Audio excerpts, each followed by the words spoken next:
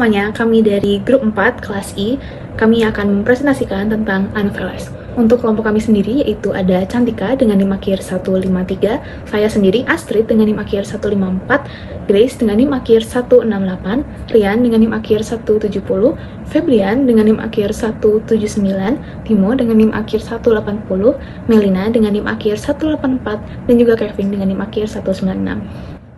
Oke, saya akan membahas tentang definisi utama tentang Anopheles. Jadi, Anopheles ini adalah genus nyamuk yang dikenal sebagai vektor utama penyakit malaria.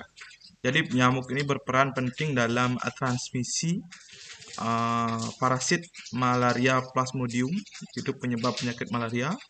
Kemudian lanjut ke dalam klasifikasi Anopheles ini. Jadi, Anopheles ini berasal dari kingdom Animalia, kemudian filum Arthropoda, kelas insekta, dan juga ordo Diptera.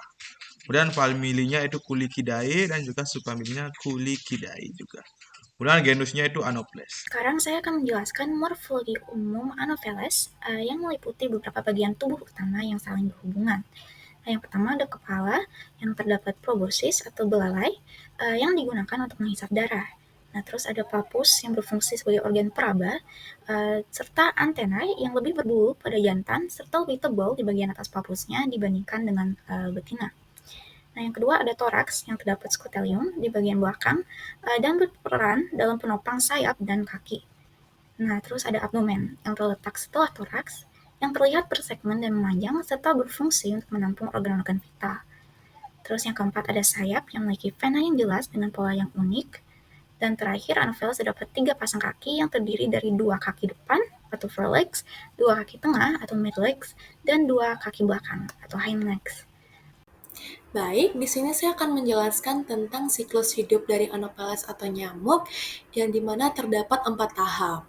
Yang pertama ada telur, yang mana telur ini pada tahap telur ini si nyamuk dewasa atau Anopheles dewasa betina ini akan meletakkan telur-telurnya itu pada permukaan air yang tenang. Contohnya itu bisa ditemukan pada kolam, rawa, ataupun genangan-genangan air. Nah, biasanya telur-telur itu diletakkan dalam kelompok, tetapi ada juga beberapa spesies nyamuk lain yang meletakkan telur-telurnya itu secara satu persatu. Nah, telur itu akan menetas dalam waktu kurang lebih 1-3 hari tergantung dengan suhu dan kondisi air tersebut. Nah, setelah menetas, dia akan berubah menjadi larva, yang mana ada tahap larva. Nah, larva ini setelah menetas itu, larva ini akan hidup di air dan mengambang di permukaan air, terlihat pada contoh gambar. Nah, larva itu dia memiliki tubuh yang ramping dan terlihat seperti cacing dengan kepala dan segmen tubuh yang jelas. Nah, larva ini dia bertahan hidup dengan memakan detritus, mikroorganisme, dan alga yang ada di sekitar air. Nah, setelah itu, si larva ini akan melalui 4 tahap atau instar selama beberapa hari hingga mencapai ukuran yang cukup untuk berubah menjadi pupa. Setelah beberapa hari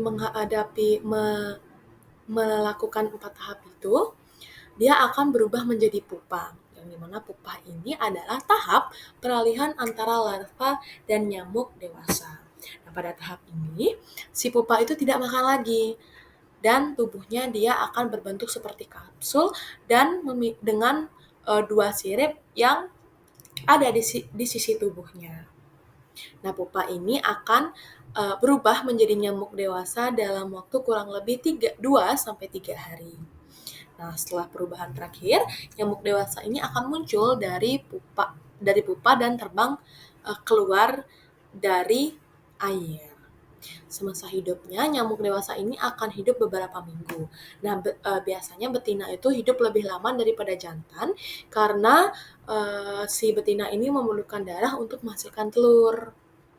Kemudian, betina dewasa itu akan menghisap darah untuk menyediakan nutrisi bagi pengembangan telur, sementara si jantan itu akan biasanya hanya menghisap nektar dan cairan tanaman.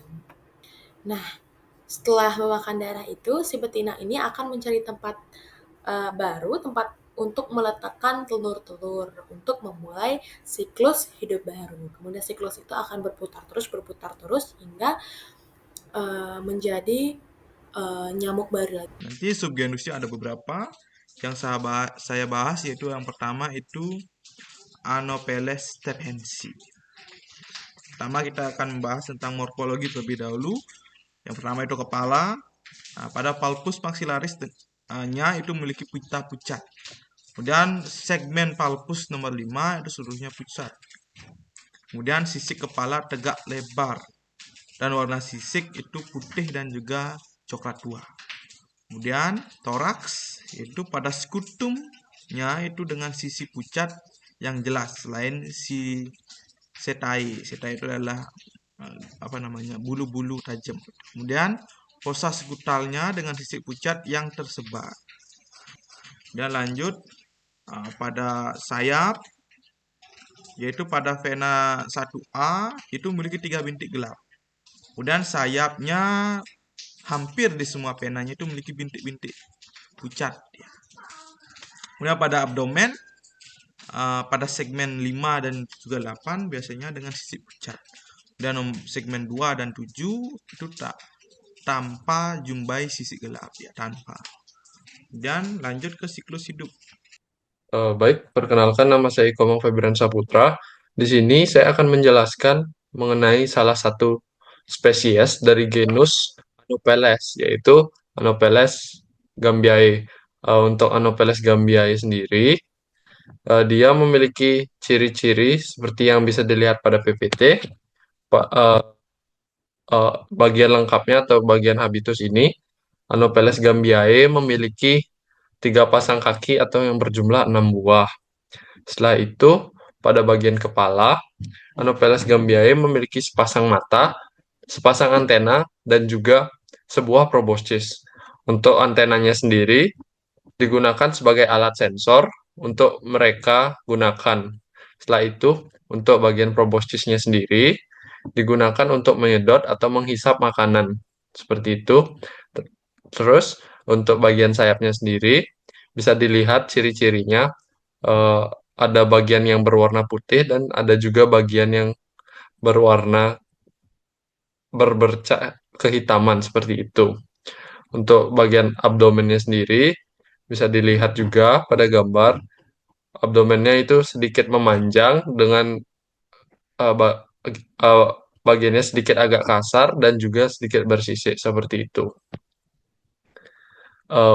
Untuk host dari Anopheles gambiae itu sendiri sebagian besar adalah manusia, akan tetapi tidak menutup kemungkinan juga Anopheles gambiae ini untuk menghisap darah atau mencari sumber makanannya dari hewan-hewan lainnya seperti sapi, babi, dan hewan lainnya. Sekarang saya akan membahas morfologi Anopheles dirus yang merupakan spesies nyamuk dalam keluarga Culicidae dan dikenal sebagai faktor utama penyebar malaria, terutama di Asia Tenggara. Nah, morfologi Anopheles dirus meliputi kepala yang memiliki palpus dengan 4 atau lebih garis berwarna terang, serta proboscis yang lebih panjang daripada forefemurnya atau bagian atas kaki depan, serta tidak memiliki ujung berwarna terang. Nah, pada bagian kaki ketiga atau kaki paling panjang di belakang, ia memiliki tanda putih di ujung bawah tibianya.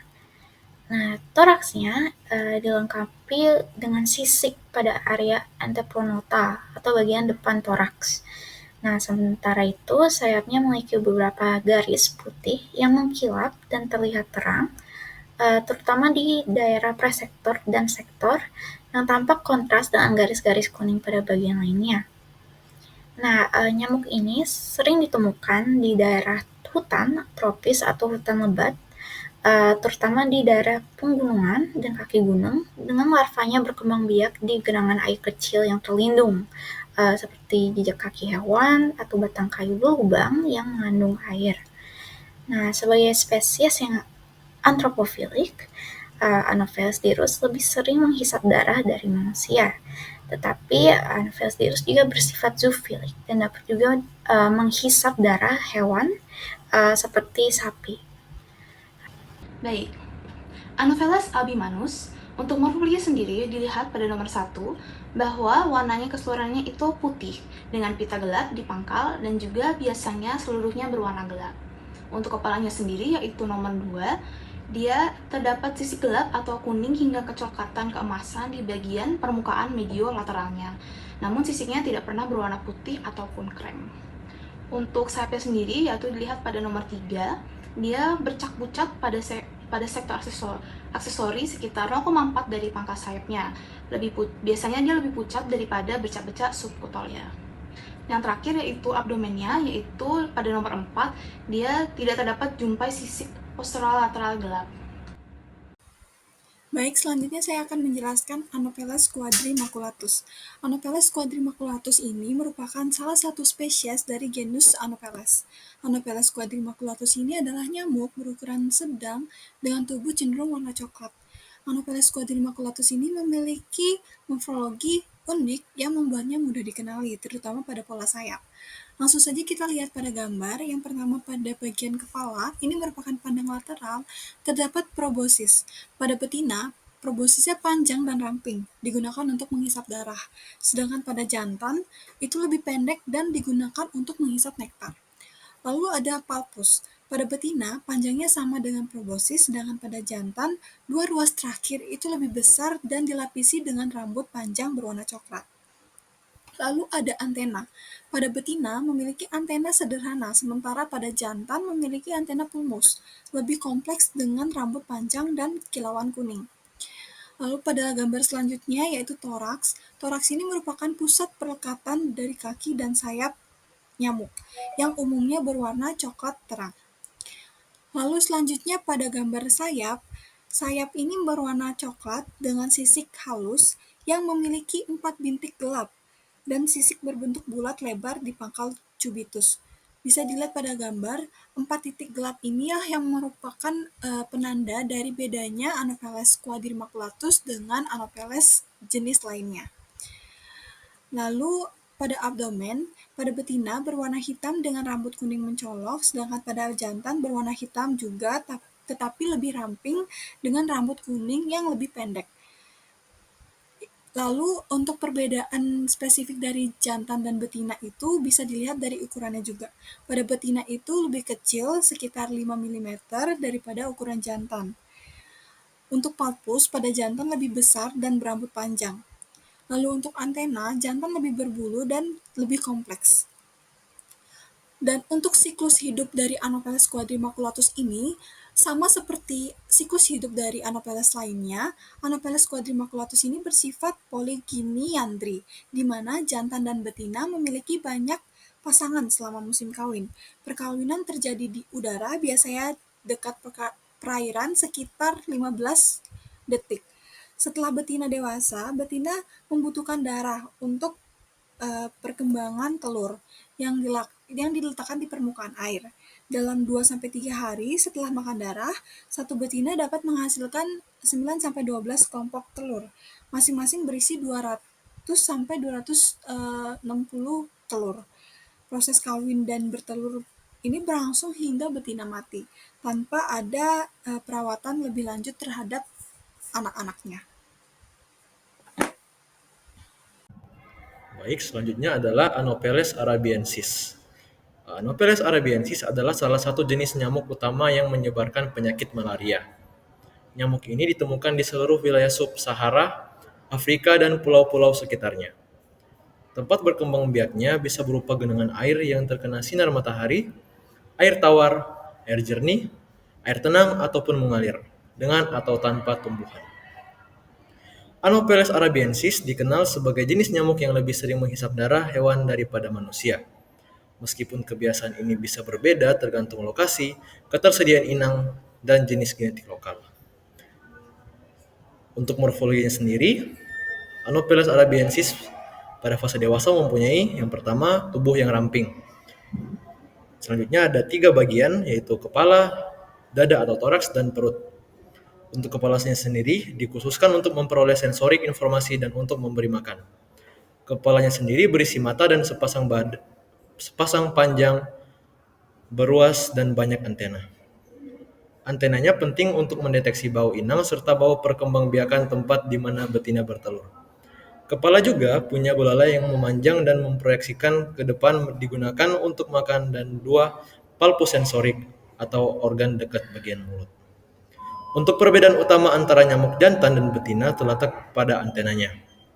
Nyamuk jantan sendiri memiliki lebih banyak flagela atau rambut halus pada antenanya, sehingga terlihat lebih berbulu dengan mata telanjang. Flagela ini penting untuk pendengaran jantan yang berguna saat mencari betina.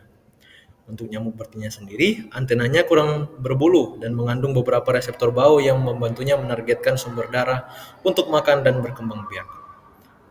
Hanya nyamuk betina yang menggigit dan menularkan malaria, sedangkan jantan tidak. Baik, selanjutnya saya akan menjelaskan tentang Anopheles maculatus. Sedikit saya menyinggung Anopheles maculatus ini merupakan salah satu spesies nyamuk yang dikenal sebagai vektor utama penyakit malaria di beberapa wilayah Asia Tenggara. Nyamuk ini ditemukan di Asia Selatan, di Asia Tenggara, yang dimana itu meliputi India, Thailand, Malaysia, Indonesia, Filipina, dan beberapa wilayah Pasifik Selatan. Mereka ini sering ditemui hidup di daerah pegunungan atau perbukitan yang memiliki aliran air yang bersih. Dan habitat ini sering memiliki sedikit atau tanpa vegetasi. Lingkungan dengan air yang mengalir lambat dan jernih menjadi tempat hidup utama bagi larva si Anopheles maculatus. Nah, selanjutnya saya akan menjelaskan tentang morfologi si Anopheles maculatus ini sendiri, yang mana yang pertama, dia memiliki kepala dengan antena dan proboscis untuk menyedot darah, yang dimana itu ditemukan pada Anopheles maculatus betina. Tetapi pada yang jantan, dia memiliki antena berbulu lebih lebat dibandingkan si betina. Kemudian, yang berbeda dari Anopheles lainnya tentunya berada pada sayapnya, yang dimana maculatus ini memiliki sayap yang terdapat pola bercak yang khas, di mana bercak itu merupakan bercak maculatus. Nah, kemudian ada morfologi toraks dan abdomen. Pada toraks, dia memiliki struktur utama yang dimana itu sebagai tempat melekatnya kaki dan sayap pada Anopheles tersebut. Kemudian pada bagian toraks terdapat pola sisik yang dimana itu merupakan ciri khas lain juga selain dari sayapnya pada genus Anopheles maculatus. Kemudian pada abdomen maculatus terdapat segmen atau si abdomen ini bersegmen yang dimana berfungsi sebagai tempat penyimpanan darah pada maculatus betina dan berisi organ reproduksi. Di sini saya akan menjelaskan Anopheles culifaciae. Anopheles culifaciae adalah salah satu jenis nyamuk dari genus Anopheles yang dikenal sebagai vektor utama penyakit malaria. Untuk membedakannya dengan jenis nyamuk yang lain, penting untuk memahami karakteristik morfologinya, yaitu yang pertama pada kepala. Pada kepala terdapat palpus dengan 3 garis halus, dengan garis halus terminal yang lebih pendek daripada garis gelap prat terminal. Dan struktur morfologi kepalanya mirip dengan kuleks. Namun, nama ilmiah Anopheles culifaciae dipilih karena penampilannya yang mirip dengan kuleks. Yang kedua, pada sayap. Pada sayap memiliki ven R1 tanpa interupsi halus sebelum titik gelap prat terminal. Kecuali dasarnya remigium tertutup skala gelap. Dan terdapat juga bintik-bintik pada sayap yang disebabkan oleh sisik sayap yang berwarna-warna. Yang ketiga, badan, yaitu terbagi dalam 3 bagian utama, yaitu kepala, toraks, dan abdomen. Toraks tanpa skala atau hanya memiliki skala tipis putih. Skala pronominal tidak ada. Di abdomen tidak seruncing seperti Aedes dan tidak setumpul seperti Mansonia, dan agak lancip. Yang keempat, pada antena. Pada antena berbentuk filiform yang panjang dan lurus, terdiri dari 15 segmen.